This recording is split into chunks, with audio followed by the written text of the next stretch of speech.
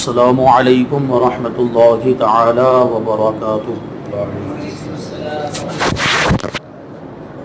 الحمد للہ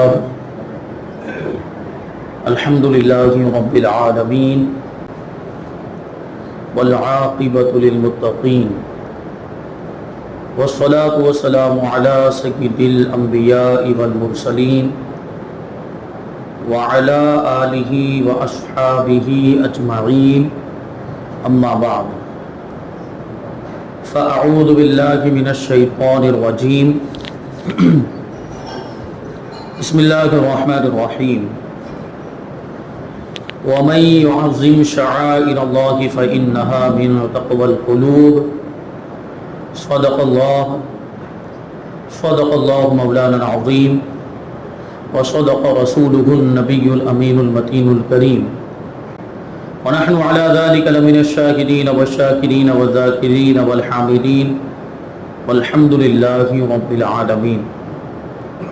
آئیے ہم اور آپ سب سے پہلے حضور سرور کائنات، فخر موجودات، باعث تخلیق کائنات، احمد مجتبی محمد مصطفیٰ صلی اللہ علیہ وسلم کی بارگاہ میں درود و سلام کا ہدیہ پیش کریں اور پڑھیں، اللہم صلی علی سیدنا و مولانا محمد معدن الجود والکرم وآلہ الکرام وابنہ الکریم وبارک وسلم صلاۃ و سلاما علیک یا رسول اللہ صلی اللہ تعالی علیہ وسلم۔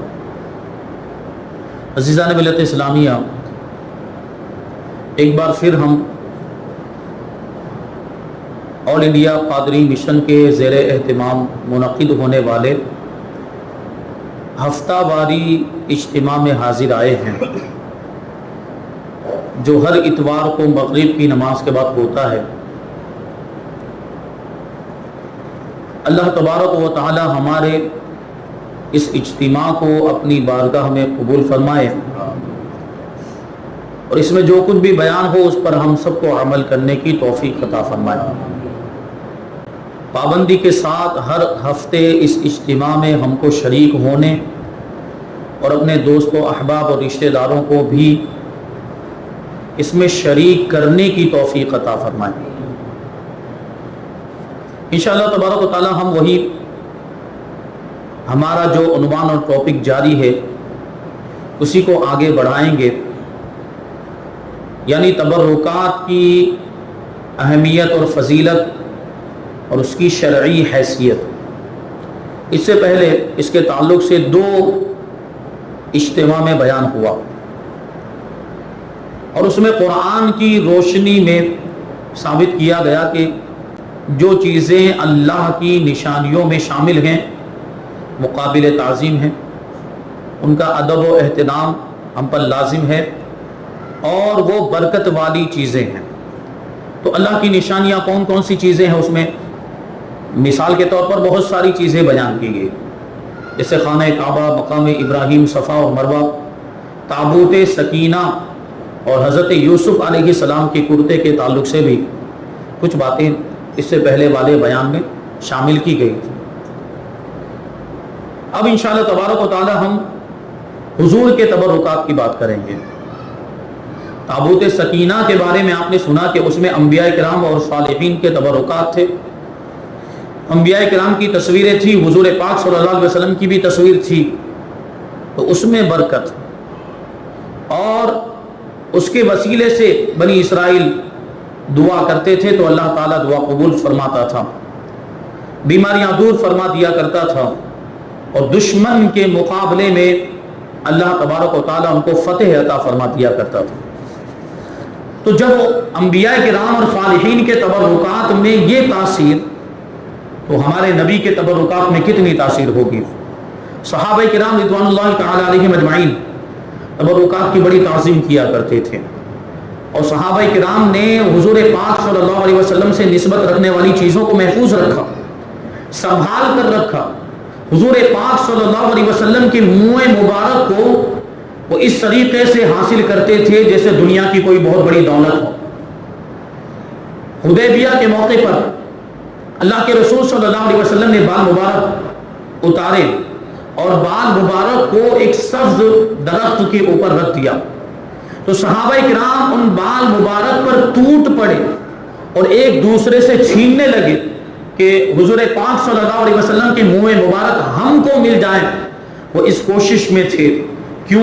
کیونکہ وہ جانتے تھے یہ کوئی معمولی بال نہیں ہے, یہ اس شخصیت کے بال ہیں, یہ اس ذات کے منہ مبارک ہیں جن کو امام الانبیاء کہا جاتا ہے, جن کو سید المرسلین کہا جاتا ہے, جو سردار کائنات ہیں. یہ ان کے منہ مبارک ہیں اور یہ اللہ کی نشانیوں میں شامل ہیں, یہ قابل تعظیم ہے اور یہ برکت حاصل کرنے کا ذریعہ ہے.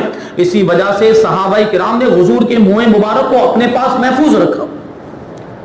اور حضرت ام سلمہ رضی اللہ تعالی عنہ کے تعلق سے آپ نے سنا ہوگا کہ انہی منہ مبارک میں سے کچھ منہ مبارک حضرت ام سلمہ تک بھی پہنچ گئے. حضرت ام سلمہ نے کیا کیا کہ ایک شیشی لی, ایک چھوٹی سی ڈبی لی اور اس میں منہ مبارک شریف کو رکھ دیا.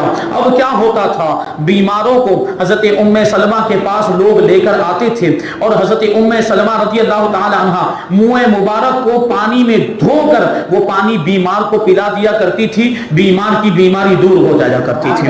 وہ شاعر نے اسی کے تعلق سے کہا تھا, گھماتی ام سلمہ پانی میں منہ مبارک کو, گھماتی ام سلمہ پانی میں منہ مبارک کو, مریضوں کو شفا دیتے میرے سرکار کے گیسوں.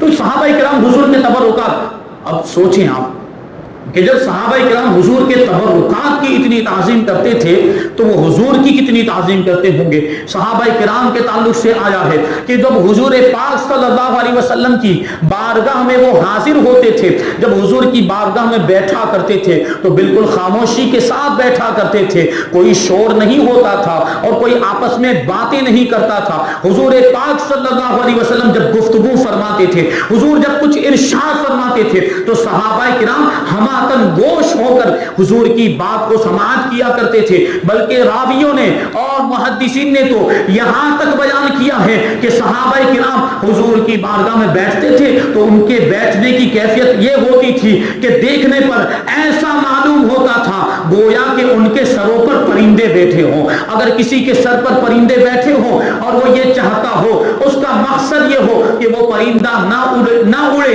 تو وہ کیسی کیفیت ہوگی اس کی بیٹھنے کی, وہ بالکل بھی حرکت نہیں کرے گا. بالکل صحابہ کرام کا یہی انداز ہوتا تھا حضور کی بارگاہ میں بیٹھنے کا کہ وہ بالکل حرکت نہیں کرتے تھے. ایسا لگتا تھا کہ مجسمے بیٹھے ہوئے ہیں حضور کی بارگاہ کا. وہ ایسا ادب کیا کرتے تھے صحابہ کرام. کیونکہ ان کو حضور کا مقام و مرتبہ معلوم تھا اور صحابہ کرام ایسا ادب و احترام کیا کرتے تھے گویا کہ زبان حال سے یہ کہہ رہے ہوں جو ہمارے امام نے کہا کہ اللہ کی سرتاب قدم شان ہے یہ, انسان ہی انسان, وہ انسان ہے یہ. اور قرآن تو ایمان بتاتا ہے انہیں اور ایمان یہ کہتا ہے میری جان ہے یہ. صحابہ کرام ایسا ادب کرتے تھے اور صحابہ کرام تو بسا اوقات ادب میں یہ طریقہ بھی اپناتے تھے کہ حضور پاک صلی اللہ علیہ وسلم کے دست مبارک کا بوسہ بھی لے لیا کرتے تھے.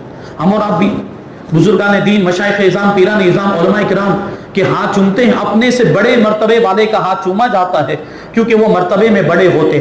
کبھی ایسا ہوتا ہے کہ عمر کم ہوتی لیکن مرتبہ زیادہ ہوتا ہے, پھر بھی لوگ ہاتھ چومتے. علماء کرام کے تعلق سے آپ نے یہ بات ملاحظہ کی ہوگی کہ بزرگ بھی یعنی بوڑھے لوگ بھی, زیادہ عمر والے لوگ بھی علماء کرام کے ہاتھ چومتے ہوئے نظر آتے ہیں. کیونکہ ان کا مرتبہ بڑا ہے. تو مرتبے کا لحاظ کرتے ہوئے, اور یہ بھی تعظیم کا ایک طریقہ ہے, ادب کا ایک طریقہ ہے کہ ہاتھ چومے جاتے ہیں. حضور پاک صلی اللہ علیہ وسلم کے دست مبارک کو صحابہ کرام چوما کرتے تھے. تو یہ بزرگان دین کے ہاتھ ہم چومتے ہیں اور ہم سے بڑے مرتبے والے لوگوں کے جو ہم ہاتھ چومتے ہیں, علماء کے اور پیران اعظام کے جو ہاتھ چومتے ہیں, تو یہ حدیث سے ثابت ہے. صحابہ کرام نے بھی حضور کے ہاتھوں کا بوسہ لیا ہے. روایتوں میں آیا, ام المؤمنین حضرت عائشہ صدیقہ رضی اللہ تعالی عنہا فرماتی ہیں, ما رأیت احدا اشبہ حدیثا و کلاما برسول اللہ صلی اللہ علیہ وسلم بن فاطمہ.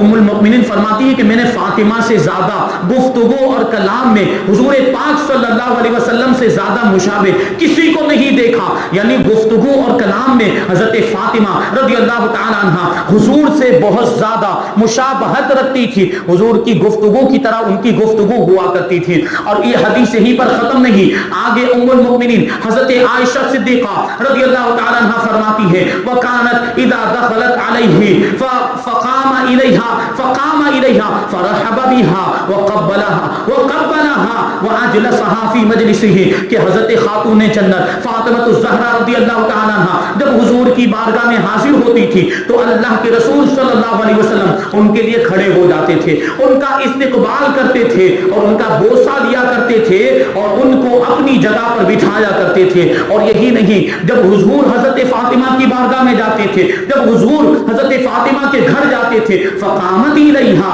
فاخذت یدہ وقبلتہ واجلستہ فی مجلسہا تو حضرت خاتون جنت بھی حضور کے لیے کھڑی ہو جاتی تھی, حضور کی تعظیم میں کھڑی ہو جاتی تھی اور حضور کا ہاتھ پکڑ کر حضور کے ہاتھ کا بوسہ لے لیا کرتی تھی, حضور کے ہاتھ کو چوم لیا کرتی اور حضرت خاتون جنت حضور کو اپنی جگہ پر بٹھا دیا کرتی تھی. فدخلت علیہ فی مرضہ الذی توفی فرحب بها وقبلها حضرت فاطمہ رضی اللہ تعالی عنہ مرض وفات میں بھی حضور کی بارگاہ میں حاضر ہوئی. وہی بیماری جس میں حضور پاک صلی اللہ علیہ وسلم ظاہری طور پر دنیا سے تشریف لے گئے, اس مرض میں جب حضرت فاطمہ حضور کی بارگاہ میں حاضر ہوئی تو اس وقت بھی حضور نے حضرت فاطمہ کا استقبال کیا اور خاتون جنت کا بوسہ لیا ہے. تو یہ دیکھیں, دستے مبارک کو چومنا اور دستے مبارک کا بوسہ لینا یہ حدیثوں سے ثابت ہے اور روایتوں میں آیا ہے. اچھا, یہاں پر کوئی یہ کہہ سکتا ہے کہ یہ تو باپ اور بیٹی کی محبت, کہ باپ اپنی بیٹی کو بوسہ لے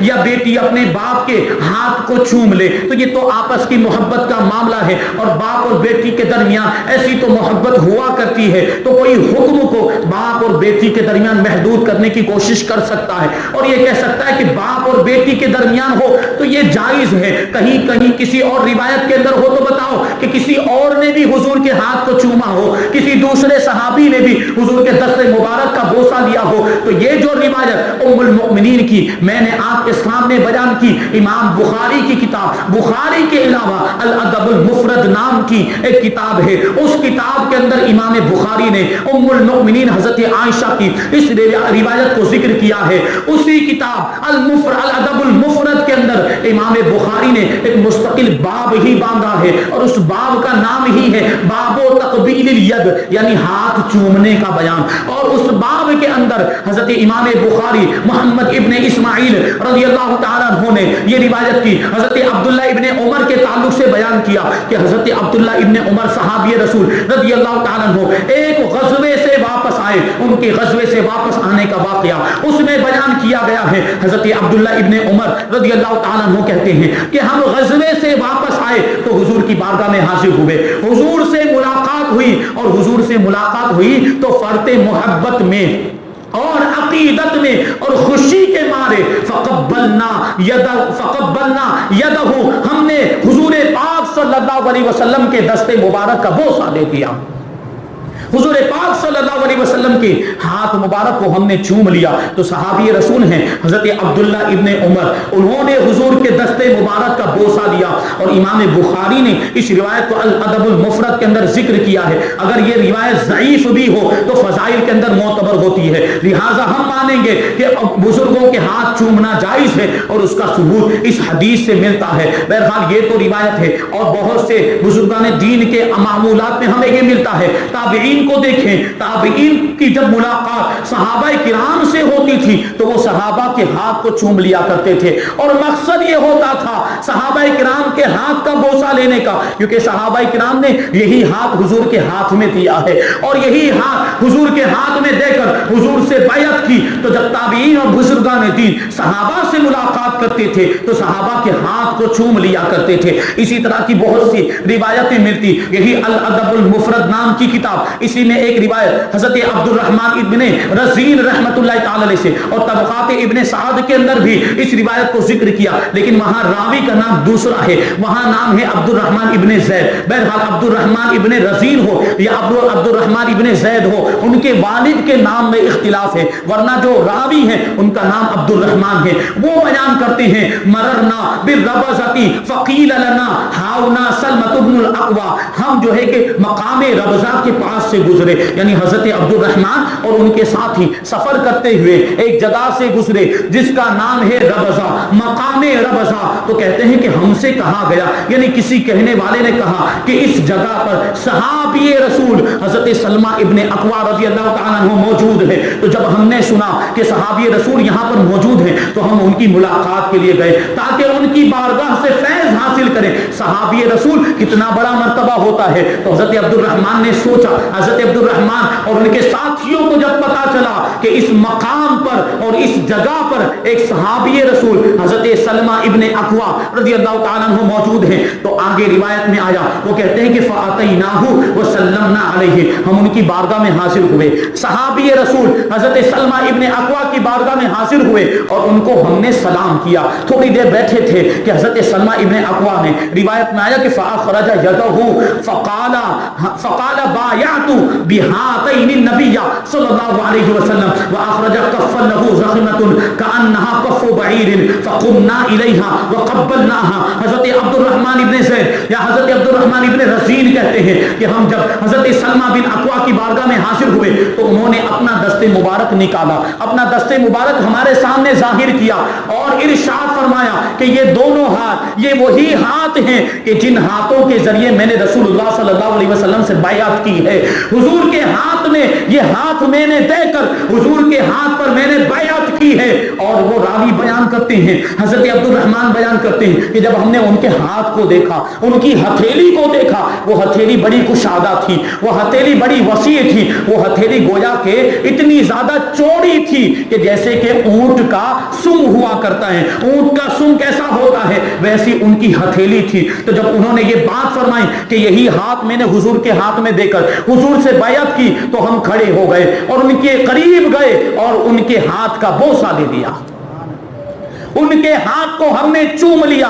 چومنے کی وجہ یہی تھی کہ اس ہاتھ کو انہوں نے حضور کے ہاتھ میں دیا تھا، تو اس ہاتھ کو حضور کے دست مبارک سے نسبت حاصل ہو گئی، اس لیے اس ہاتھ کا بوسہ لے دیا۔ حضرت ثابت رضی اللہ تعالیٰ عنہ نے ایک مرتبہ حضرت انس ابن مالک رضی اللہ تعالیٰ عنہ سے سوال کیا اور انہوں نے پوچھا اماسیت النبی صلی اللہ علیہ وسلم بیدی کا۔ حضرت ثابت پوچھتے ہیں، اے انس کیا آپ نے کبھی اپنے ہاتھ سے حضور کو چھوا ہے، یعنی آپ کا ہاتھ کبھی حضور پاک صلی اللہ علیہ وسلم کے جسم مبارک سے ٹچ ہوا ہے، یا حضور کے ہاتھ میں کبھی آپ نے اپنا ہاتھ دیا ہے؟ تو حضرت انس ابن مالک رضی اللہ تعالیٰ عنہ نے ارشاد فرمایا، نعم، ہاں میں نے حضور پاک صلی اللہ علیہ وسلم کو اپنے ہاتھ سے چھوا، کیونکہ حضرت انس ابن مالک رضی اللہ تعالیٰ عنہ حضور کے خاص خادم، بچپن ہی سے آپ کی والدہ ماجدہ حضرت ام سلیم رضی اللہ تعالیٰ عنہ آپ کو حضور کی بارگاہ میں سونپ کر چلی گئی تھی اور یہ کہا تھا کہ اس کو اپنا خادم بنا لے۔ حضرت انس ابن مالک رضی اللہ تعالیٰ عنہ حضور کی خدمت کیا کرتے تھے اور ظاہر سی بات بڑا قرب حاصل تھا، تو حضور کے جسم مبارک سے کبھی آپ کا ہاتھ لگ بھی جاتا تھا، کبھی حضور کے دستے مبارک میں آپ کا ہاتھ آ جاتا تھا۔ اس لیے حضرت انس ابن مالک نے حضرت ثابت سے فرمایا کہ ہاں میں نے اپنے ہاتھ سے حضور پاک صلی اللہ علیہ وسلم کے جسم مبارک کو چھوا ہے، حضور کے دستے مبارک کو میرا ہاتھ مس ہوا ہے۔ اتنا فرمانا تھا کہ حضرت ثابت رضی اللہ تعالیٰ عنہ نے حضرت انس ابن مالک کے ہاتھ کو چوم لیا ہے۔ تو یہ صحابہ کرام اور تابعین کا طریقہ۔ ایک اور روایت حضرت یونس ابن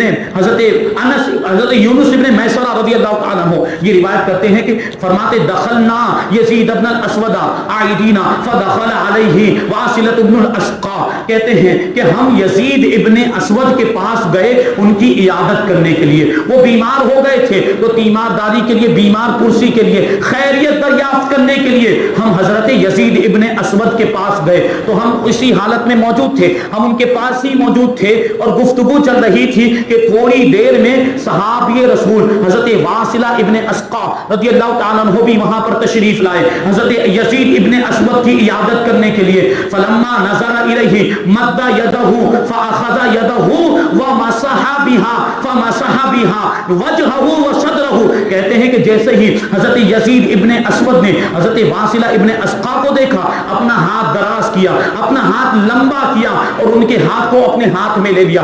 صحابی رسول ہیں حضرت واصلہ ابن اسقا، ان کے ہاتھ کو اپنے ہاتھ میں لینے کے بعد حضرت یزید ابن اسود اس ہاتھ کو اپنے چہرے پر لگانے لگ گئے اور اس ہاتھ کو اپنے سینے پر رگڑنے لگ گئے، اور اس کی وجہ کیا تھی وہ بھی روایت کے اندر بیان کی گئی، لِأَنَّهُ بَايَعَ رسول اللہ صلی اللہ علیہ وسلم، اس لیے کہ حضرت واصلہ ابن اسقا یہ صحابی رسول ہیں اور انہوں نے اپنا ہاتھ حضور کے ہاتھ میں دے کر حضور سے بیعت کی تھی۔ یہ ہاتھ حضور کے ہاتھ میں آیا ہے، یہ ہاتھ، اس ہاتھ نے حضور کے دست مبارک کو چھوا ہے، اس لیے وہ اس ہاتھ کو اپنے چہرے پر لگانے لگ گئے اور اپنے سینے پر لگانے لگ گئے۔ یہ نسبت کا احترام ہمارے بزرگان دین کیا کرتے تھے، صحابہ اور تابعین کیا کرتے تھے۔ نسبت کسی چیز کو ہو جائے تو وہ چیز قابل تعظیم ہو جاتی، وہ چیز برکت والی ہو جاتی ہے۔ ابھی ایک روایت آپ کو بیان کروں، آپ کے سامنے بیان کروں، ایمان تازہ ہو جائے گا۔ یہ دیکھیے صحابہ کرام کا عمل ہمیں کیا بتاتا ہے۔ ہم برکت والی چیزوں کی تعظیم کرتے ہیں، ہم تبرکات کی تعظیم کرتے ہیں، ان کا ادب و احترام کرتے ہیں، اور بسا اوقات وہ برکت والی چیزوں کو ہم چوم بھی لیتے ہیں اور تبرکات کا ہم بوسہ بھی لیتے ہیں۔ دیکھیے شفا شریف کے اندر قاضی ایاز نے یہ روایت بیان کی ہے، فرماتے ہیں کہ رویا ابن عمر واضعا یدہ علی مقعد النبی صلی اللہ علیہ وسلم من المنبر ثم وضعها علی وجهه۔ حضرت قاضی ایاز فرماتے ہیں، یہ شافعی بزرگ ہیں اور ان کی کتاب بڑی مشہور ہے جس کو شفا شریف کہا جاتا ہے، کتاب الشفا بھی کہا جاتا ہے۔ اسی کتاب کے اندر یہ روایت موجود ہے۔ وہ کہتے ہیں کہ حضرت عبداللہ ابن عمر صحابی رسول، ان کو دیکھا گیا، حضرت عبداللہ ابن عمر کو دیکھنے والوں نے دیکھا کہ حضرت عبداللہ ابن عمر رضی اللہ تعالیٰ عنہ نے اپنا ہاتھ منبر شریف حضور پاک صلی اللہ علیہ وسلم کے منبر شریف پر اس جگہ پر رکھا جہاں حضور تشریف فرما ہوا کرتے تھے، جہاں حضور پاک صلی اللہ علیہ وسلم بیٹھا کرتے تھے، اور جہاں کھڑے ہو کر حضور پاک صلی اللہ علیہ وسلم خطبہ ارشاد فرمایا کرتے تھے۔ حضور ظاہری طور پر دنیا سے تشریف لے جا چکے، لیکن حضور کا منبر شریف مسجد نبوی کے اندر ایک عرصے تک موجود رہا۔ حضرت عبداللہ ابن عمر وہ منبر شریف پر جہاں حضور تشریف فرما ہوتے تھے، جہاں حضور کھڑے ہوتے تھے، اس پر حضرت عبداللہ ابن عمر رضی اللہ تعالیٰ عنہ نے اپنے ہاتھ کو لگایا، اور وہاں پر اپنا ہاتھ لگانے کے بعد کیا کیا؟ صرف اس جگہ کو اپنے ہاتھ سے مس نہیں کیا، صرف ٹچ نہیں کیا، بلکہ ہاتھ لگانے کے بعد اس ہاتھ کو اپنے چہرے پر مل لیا۔ حضرت عبداللہ ابن عمر نے اس جگہ پر منبر شریف کی اس جگہ پر جہاں پہ حضور تشریف فرما ہوا کرتے تھے ہاتھ لگا کر ہاتھ کو اپنے چہرے پر لگا لیا۔ تو ہم بھی تو یہ چیز کرتے ہیں کہ کسی برکت والی چیز پر ہاتھ لگاتے ہیں، پھر اس ہاتھ کو ہم اپنے چہرے پر لگا لیا کرتے ہیں۔ یہ عمل صحابہ کرام سے ثابت، حضرت عبداللہ ابن عمر رضی اللہ تعالیٰ عنہ کا یہ عمل ہے۔ اور صحابہ کرام کبھی بھی کوئی خلاف شریعت کام نہیں کرتے، کوئی ایسا کام نہیں کرتے جو حضور کی سنت کے خلاف ہو، جو حضور پاک صلی اللہ علیہ وسلم کی حدیث کے خلاف ہو یا قرآن کے خلاف ہو۔ حضرت ابو محذورہ رضی اللہ تعالیٰ عنہ یہ حضور پاک صلی اللہ علیہ وسلم کے مؤذنین میں آپ کا شمار ہوتا ہے۔ حضور کے زمانے میں کبھی کبھی یہ بھی اذان دیا کرتے تھے۔ حضرت ابو محذورہ رضی اللہ تعالیٰ عنہ صحابی رسول، آپ کا کیا معاملہ تھا؟ روایتوں میں آیا کہ یہاں پیشانی پر حضرت ابو محذورہ کے تھوڑے سے بال، یعنی باقی کے بال تو کٹوا لیا کرتے تھے، لیکن یہاں سامنے کی جانب تھوڑے بال ایسے تھے، بہت زیادہ لمبے تھے، وہ اتنے زیادہ لمبے تھے کہ زمین پر لگتے تھے۔ تو لوگوں نے کہا کہ آپ یہ ان بالوں کو کٹواتے کیوں نہیں ہیں؟ ان بالوں کو کٹواتے کیوں نہیں؟ باقی کے بال آپ کٹوا لیتے ہیں، لیکن یہ پیشانی پر جو یہ تھوڑے سے بال ہیں، ان بالوں کو آپ کٹواتے کیوں نہیں؟ تو جانتے ہیں حضرت ابو محذورہ نے کیا جواب دیا؟ صحابی رسول، مؤذن رسول حضرت ابو محذورہ رضی اللہ تعالیٰ عنہ جواب دیتے ہیں کہ تمہیں معلوم نہیں یہ وہ بال ہیں کہ ان بالوں پر کبھی کسی موقع پر اللہ کے رسول صلی اللہ علیہ وسلم نے اپنا دست شفقت پھیرا تھا۔ حضور نے ان بالوں پر اپنا مبارک ہاتھ ہاتھ رکھا تھا اور حضور کے دستے مبارک کے رکھنے کی وجہ سے اب ان بالوں کو میں زندگی بھر نہیں کٹوا سکتا، اس لیے ان بالوں کو میں نے نہیں کٹایا، کیونکہ ان بالوں کو حضور کے دستے مبارک سے نسبت ہو گئی ہے۔ یہ صحابہ کرام نسبت والی چیزوں کا ادب و احترام کرتے ہیں۔ آپ نے دیکھا صحابہ کرام تو اور بزرگان دین ان کے ہاتھوں کو بھی چوم لیا کرتے، جن کے ہاتھوں میں کبھی حضور کا ہاتھ آیا، جن کے ہاتھوں نے کبھی حضور کے ہاتھ کو اپنے ہاتھ میں، جنہوں نے کبھی حضور کے دستے مبارک کو چھوا، ان کے ہاتھ کا بھی بوسہ لیتے، حضور کے ہاتھ کا بھی بوسہ لے لیا کرتے تھے۔ اور بھی دیکھیں آپ کتنی ساری باتیں، منبر شریف کا بھی بوسہ لیتے تھے۔ حضرت عبداللہ ابن عمر رضی اللہ تعالیٰ عنہ، یہ صحابہ کرام کا عمل، اور صحابہ کرام کیسی تعظیم کیا کرتے تھے۔ بلکہ آپ کو بتاؤں صحابہ کرام نے تو حضور پاک صلی اللہ علیہ وسلم کی تعظیم اور آپ کے ادب و احترام کی ایک الگ ہی دنیا بسا رکھی تھی۔ جب کبھی حضور پاک صلی اللہ علیہ وسلم کو پکارتے تھے تو حضور کا نام لے کر نہیں پکارتے تھے، بلکہ یا رسول اللہ کہہ کر پکارتے تھے، یا نبی اللہ کہہ کر پکارتے تھے، یا حبیب اللہ کہہ کر پکارتے تھے، فدا کا ابی و امی یا رسول اللہ کہہ کر پکارتے تھے، یعنی یا رسول اللہ میرے ماں باپ آپ پر قربان ہو جائیں۔ نام لے کر نہیں پکارتے تھے، کیونکہ نام لے کر پکارنا یا محمد کہہ کر پکارنا یہ ادب کے تقاضے کے خلاف تھا۔ جس طرح عام لوگ ایک دوسرے کو نام لے کر پکارا کرتے ہیں، اس طرح پکارنے کو قرآن مجید کے اندر منع فرمایا گیا، لا تجعلوا دعاء الرسول بینکم کدعاء بعضکم بعضا، کہ رسول کے پکارنے کو آپس میں ایک دوسرے کے پکارنے کی طرح نہ بناؤ، یعنی جس طرح تم آپس میں ایک دوسرے کو نام لے کر پکارا کرتے ہو، رسول کو اس طرح نہ پکارو، بلکہ یا رسول اللہ کہہ کر پکارو، یا نبی اللہ کہہ کر پکارو، یا حبیب اللہ، یعنی القابات کے ذریعے سے ان کو پکارو۔ تو صحابہ کرام اس پر پورا عمل کیا کرتے تھے اور ادب کے تقاضے کو ملحوظ خاطر رکھتے تھے، کبھی بھی حضور کا نام لے کر نہیں پکارتے تھے۔ یہ تو مقام ندا کی بات ہے، یعنی پکارنے کی بات ہے۔ پکارنے کے علاوہ بھی اور ندا کے علاوہ بھی اگر کہیں حضور پاک صلی اللہ علیہ وسلم کا نام آ جاتا تھا، کہیں کوئی حضور پاک صلی اللہ علیہ وسلم کا نام لے لیتا تھا تو صحابہ کرام مچل جایا کرتے تھے، روح مسکرانے لگ جاتی تھی اور دل وجد میں آ جاتا تھا اور بڑی خوشی کی کیفیت طاری ہو جاتی، اور اسی فرحت و انبساط والی کیفیت میں صحابہ کرام کا یہ عالم ہوتا تھا کہ وہ اپنے لبوں کو چوم لیا کرتے تھے۔ اسی کو ہمارے امام نے شعر کی شکل میں یوں کہا ہے کہ لب پہ آ جاتا ہے جب نام جناب، منہ میں گھل جاتا ہے شہد نایاب، وجد میں آ کے ہم اے جانے بیتاب اپنے لب چوم لیا کرتے ہیں۔ حضور پاک صلی اللہ علیہ وسلم کا نام مبارک محمد ہے صلی اللہ علیہ وسلم۔ خدا کی قدرت دیکھیں، اللہ نے نام بھی کیسا عطا فرمایا، 2 مرتبہ میم آتا ہے حضور پاک صلی اللہ علیہ وسلم کے اسم مبارک کے اندر، اور جب آپ میم بولتے ہیں تو دونوں ہونٹ آپس میں مل جایا کرتے ہیں۔ اگر آپ ویسے بوسہ نہ لیں، بس ایسے ہی حضور کا نام لیں تو آپس میں دونوں ہونٹ حضور کا نام لیتے وقت 2 مرتبہ ایک دوسرے کا بوسہ لے لیا کرتے ہیں۔ محمد صلی اللہ علیہ وسلم، یہ کتنا پیارا نام ہے۔ تو یہ صحابہ کرام نے ادب کرنا ہم کو سکھایا، اور ہم حضور پاک صلی اللہ علیہ وسلم کا نام آتا ہے تو انگوٹھوں کو چوم کر آنکھوں سے لگا لیتے ہیں، یہ بھی محبت کی علامت ہے اور یہ بھی تعظیم کا ایک طریقہ ہے۔ یقیناً یہ محبت والوں اور عاشقوں کا طریقہ ہے۔ حضرت ابو بکر صدیق رضی اللہ تعالیٰ عنہ نے ایک مرتبہ حضور پاک صلی اللہ علیہ وسلم کا نام مبارک اذان میں سنا تھا تو انہوں نے یہ طریقہ اختیار کیا تھا کہ اپنے انگوٹھوں کو چون کر آنکھوں سے لگا دیا۔ یہ حضرت ابو بکر کا طریقہ، یہ عاشقوں کا طریقہ ہے۔ تو جو عاشق ہوگا وہ حضور کے نام پر انگوٹھے چون کر آنکھوں سے لگائے گا، اور جس کے دل میں عشق رسول نہیں وہ نہ چومے۔ ہمیں اس سے کیا شکایت ہے؟ گستاخان رسول اس پر اعتراض کرتے ہیں، ہمارے مخالفین اس پر اعتراض کرتے ہیں کہ یہ انگوٹھے چوم کر آنکھوں سے لگانا یہ بدعت ہے، یہ شرک ہے، یہ ناجائز و گناہ ہے۔ ان کو کہاں یہ سب چیزیں اس میں بتائیے، اس میں کون سی ایسی بات ہے جو قرآن کے خلاف ہو؟ انگوٹھے چومنے میں کون سی ایسی بات ہے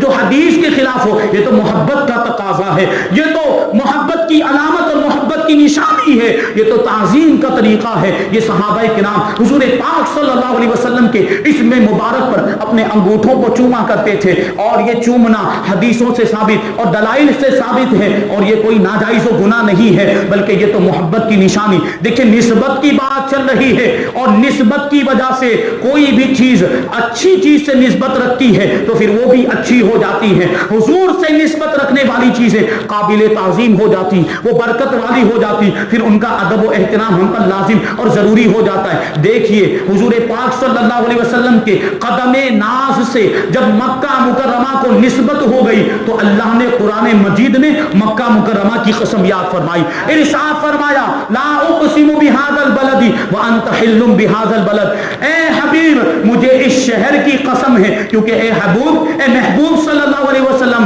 آپ اس شہر میں تشریف فرما ہے. پتا کیا چلا کہ مکہ مکرمہ کی قسم یاد فرمائی اللہ تبارک و تعالیٰ نے قرآن مجید کے اندر, تو اس وجہ سے یاد فرمائی کہ وہ حضور کی جائے پیدائش ہے, اور وہ حضور کا وطن ہے, وہ حضور کا مسکن ہے. اس وجہ سے مکہ مکرمہ کی قسم یاد فرمائی گئی. دیکھیں مکہ مکرمہ کو اور بھی بہت ساری چیزوں سے نسبت حاصل ہے. مکہ مکرمہ کے اندر خانہ کعبہ بھی ہے, مکہ مکرمہ کے اندر صفا اور مروہ بھی ہے, وہاں مینا مزدلفہ اور عرفات بھی ہے, اور مکہ مکرمہ کو حضرت ابراہیم سے بھی نسبت حاصل ہے, حضرت اسماعیل سے بھی نسبت حاصل ہے, حضرت ہاجرہ سے بھی نسبت حاصل ہے. لیکن مکہ مکرمہ کی قسم یاد فرمائی تو ان نسبتوں کی وجہ سے یاد نہیں فرمائی, بلکہ حضور کی نسبت کی وجہ سے یاد فرمائی کہ مجھے مکہ مکرمہ کی قسم, مجھے اس شہر کی قسم کہ اے محبوب تم اس میں تشریف فرما ہو.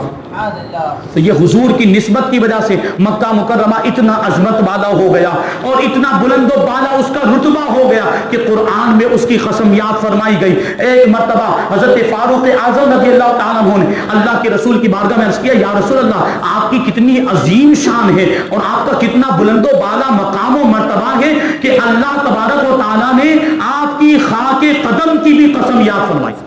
مکہ مکرمہ کی قسم, یعنی مکہ مکرمہ میں حضور چلا کرتے تھے, مکہ مکرمہ کی گلیوں میں, مکہ مکرمہ کے کوچوں میں, وہاں کی سڑکوں پر, وہاں کے راستوں پر حضور کے قدم پڑا کرتے تھے.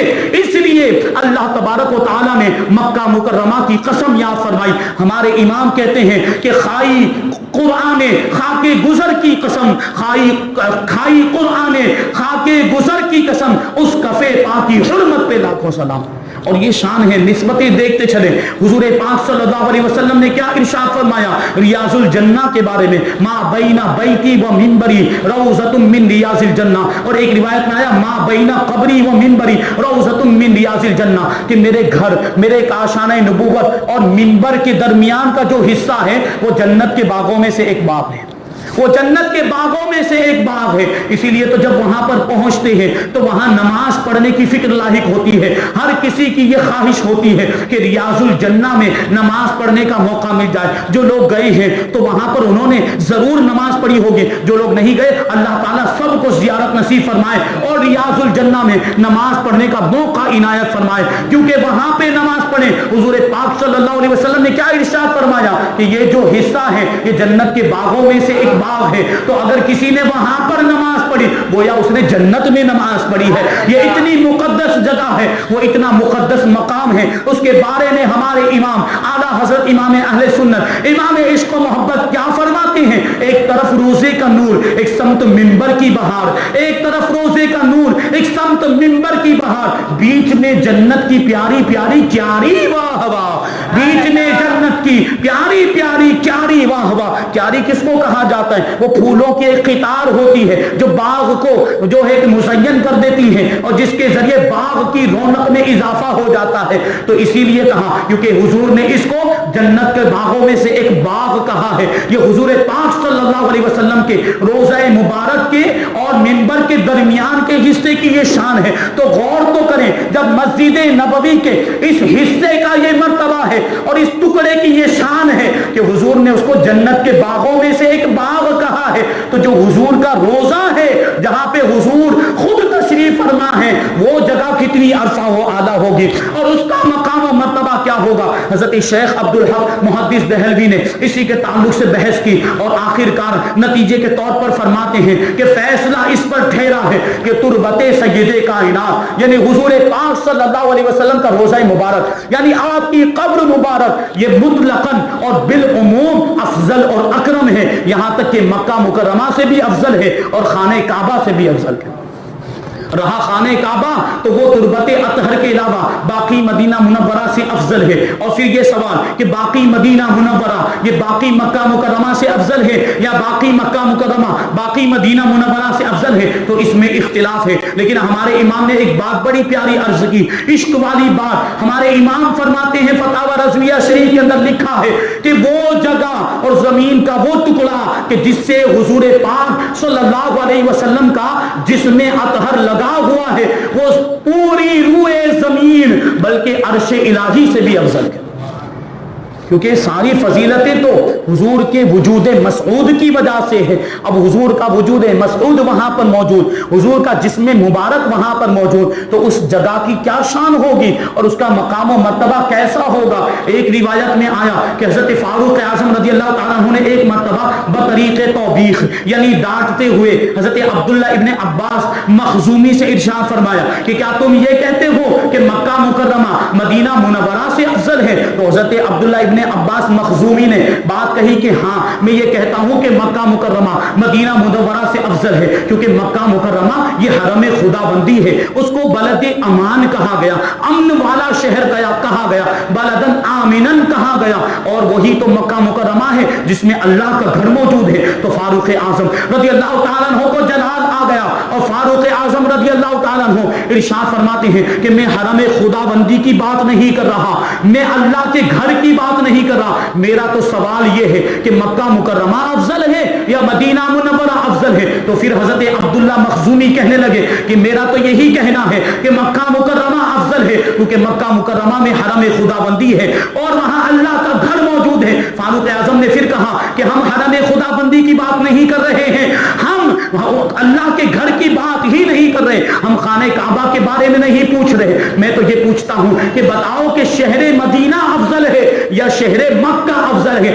گویا کہ فاروق اعظم کا یہ موقف ہے کہ مدینہ منورہ اگر خانہ کعبہ کو چھوڑ دیا جائے، خانہ کعبہ کے سوا حرم خدا بندی کے سوا اگر اس کو چھوڑ کر دیکھا جائے، اس کا استثناء کر دیکھا جائے، تو مدینہ منورہ باقی مکہ مکرمہ سے افضل و اعلیٰ ہے. یہ عشق والی بات تھی اور عشق کی کیفیت تھی فاروق اعظم رضی اللہ تعالیٰ عنہ کی. اسی کیفیت جو سوال جواب ہوا اور یہ بحث و مباحثہ ہوا، حضرت عبداللہ ماننے کے لیے تیار نہیں، بہت دیر تک یہ بحث چلتی رہی، بہت دیر تک گفتگو ہوتی رہی. فاروق اعظم یہی کہتے رہے کہ تمہارا یہ کہنا ہے کہ مکہ مکرمہ مدینہ سے افضل ہے. یہ سوال کرنا اسی وجہ سے تھا کہ فاروق اعظم کا عقیدہ تھا کہ مکہ مکرمہ سے افضل مدینہ منورہ ہے. اسی لیے تو ہمارے امام نے اسی کیفیت کو یوں بیان کیا ہے اور یوں کہتے ہیں کہ کعبہ نہ صحیح طیبہ نہ صحیح افضل مکہ ہی بڑا ظاہر، طیبہ نہ صحیح افضل مکہ ہی بڑا ظاہر. ہم عشق کے بندے ہیں کیوں بات بڑھائی ہے، ہم عشق کے بندے ہیں کیوں بات بڑھائی ہے. عشق اپنے فیصلے خود کیا کرتا ہے، تو یہ شان ہے. ہمارے امام ایک بہت ہی پیارا قطعہ لکھا ہے، اعلیٰ حضرت رضی اللہ تعالیٰ عنہ نے اسی قطعے کو بیان کر کے اپنی گفتگو کو ختم کر دوں گا. اعلیٰ حضرت رضی اللہ تعالیٰ عنہ جب حج کرنے کے لیے مکہ مکرمہ پہنچے، پھر حضور پاک صلی اللہ علیہ وسلم کی بارگاہ میں حاضر ہوئے، مدینہ منورہ میں مسجد نبوی کے اندر پہنچے اور مسجد نبوی کے اندر تشریف فرما تھے. جو لوگ گئے ہیں انہوں نے دیکھا ہوگا کہ اگر ہم مسجد نبوی کے اندر قبلے کی طرف رخ کر کے بیٹھیں تو حضور پاک صلی اللہ علیہ وسلم کا روزہ ہماری بائیں طرف پڑتا ہے، یعنی الٹے ہاتھ کی طرف پڑتا ہے. اور آپ کو یہ بات معلوم ہونی چاہیے کہ داہنی جانب کو فضیلت حاصل ہے. اسی وجہ سے تو کہا گیا کہ کوئی بھی جائز کام یا کوئی بھی اچھا کام کرے تو وہ داہنے ہاتھ سے کرنا چاہیے. جیسے کھانے کے بارے میں کہا جاتا ہے کہ جب ہم کھانا کھائیں تو داہنے ہاتھ سے کھانا چاہیے، سیدھے ہاتھ سے کھانا چاہیے. ہمارے امام دیکھیں کیسے عاشق رسول جب وہاں پر پہنچے، مسجد نبوی کے اندر پہنچے اور وہاں پر جب بیٹھے تشریف تشریف فرما ہوئے تو یہ خیال دل میں آنے لگا کہ یہ حضور پاک صلی اللہ علیہ وسلم کی تربت مبارک بائیں طرف کیوں واقع ہے؟ اگر حضور پاک صلی اللہ علیہ وسلم کا روزہ یہ مکہ مکرمہ سے افضل ہے تو پھر اس کو داہنی جانب ہونا چاہیے تھا، یہ بائیں جانب کیسے ہوا؟ تو اسی فکر میں تھے، یہ قطعہ لکھا اور اس کے اندر اس بات کا فیصلہ بھی ہو گیا۔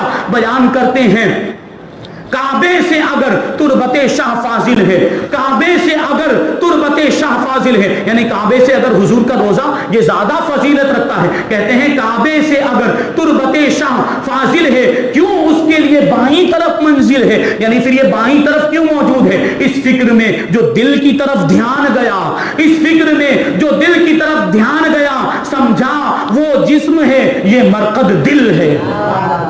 دل کدھر ہوتا ہے؟